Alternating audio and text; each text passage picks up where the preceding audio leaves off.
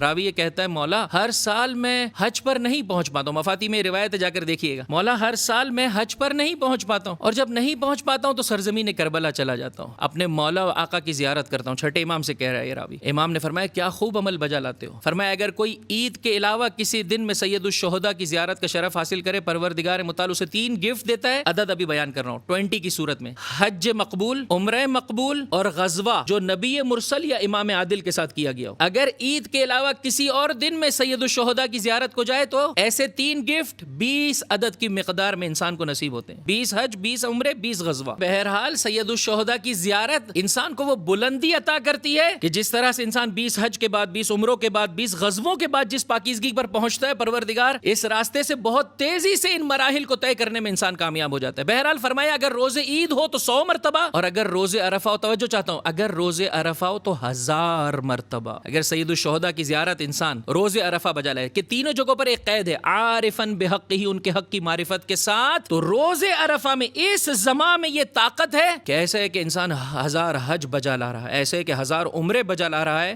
مقبول، اور ایسا ہے کہ 1000 غزووں کی سعادت نبی مرسل اور امام عادل کے ساتھ بجا لا رہا ہے۔